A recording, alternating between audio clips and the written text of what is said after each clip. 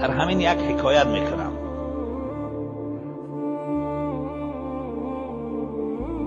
امام شعبه رحمت الله علیه شنیدگی باشید، بسیار محدثی بزرگ هست.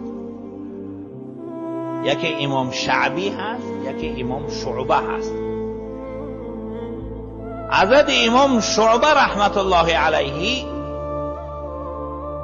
در جایی که مجلسی درس حدیث داشت که مردم از گوشه و کنار می آمدن، از حضرت امام شعبه رحمت الله علیه حدیث می شنیدن. در اون منطقه راهی که مردم از اون راه می گذشتن، یک راهزنی بسیار مشهور بود که دائم سبب آزار و اذیت مردمان می شد. راهزنها عادتاً مال و دارایی راهگذرها را چور و چپاول میکنند و میگیرند. البته در بعضی موارد حتی دست به کشتار هم میزنند. امام شعبه رحمت الله علیه هر وقتی که میگذشت با این کار نداشتند. روز از روزها همین راهزن مشهور و معروف حضرت امام شعبه رحمت الله علیه از درس فارغ شده بود، به خانه اش برمیگشت که پیش راهش را گرفت، با یک طرز بسیار گستاخانه و بی‌ادبانه لجام اسب حضرت امام شعبه را هم گرفت و گفت که همچنانه که به مردم حدیث میخوانی که به من هم یک حدیث بخوان. مقصودش شنیدن حدیث نبود، مقصودش تحقیر بود، آزار دادن امام شعبه رحمت الله علیه بود. و اگر نه جای حدیث شنیدن حلقهش بود، اگر شوق و ذوق می داشت می رفت، چون که این راهزن بود. راهزن را چی و حدیث چی؟ برای آزار دادن ممکن همون روز کسی دیگر را نیافته بود. امام شعبه رحمت الله علیه اول کوشش کرد که با گونه از این خلاص شود، اما دید که چاره ای نیست. لجام اسبش در دستش است. امام شعبه رحمت الله علیه یک توجه کرد به این، در حالت جلال آمد و در همین حالت یک حدیث را هم خواند.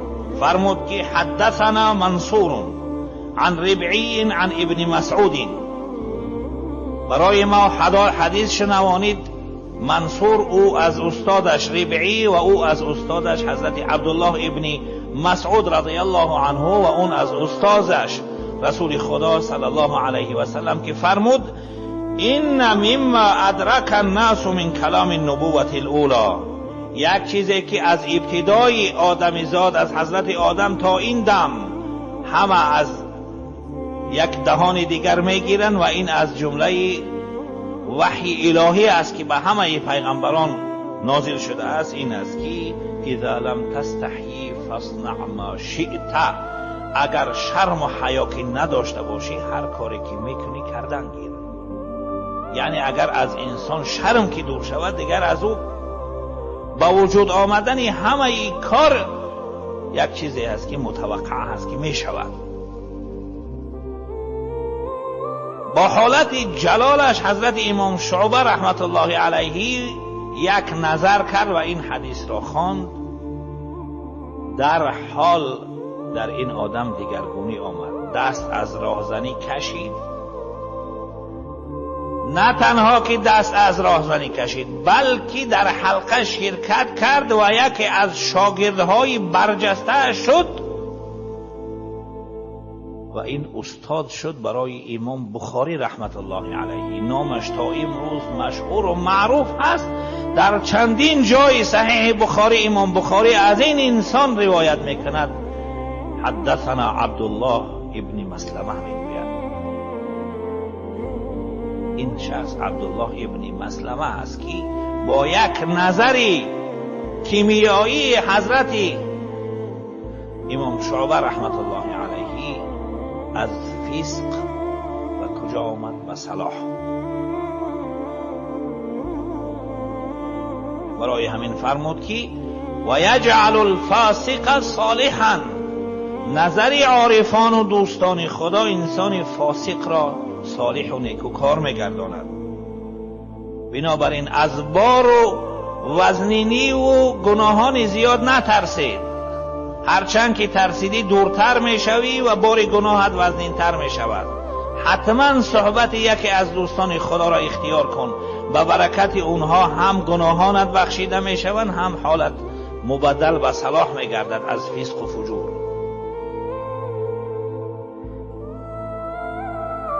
والجاهل عالما، نظر اینها چنان نظری قیمتی است که انسان بیسواد را با سواد میگرداند. والکلب انسانا، سگ را آدم میگرداند. چی معنا؟ انسان وقتی که از راه معین کرده خدا اگر دور شود، خدا فرمود که اولئک کالانعام بل هم اضل، مثل چارپاها می شود بلکه بدتر از اونها. و یقول الکافر یا لیتنی کنت ترابا، جون اونها در قیامت به خاک شدن خلاص می شود، اما از آدمی زاد نمی شود.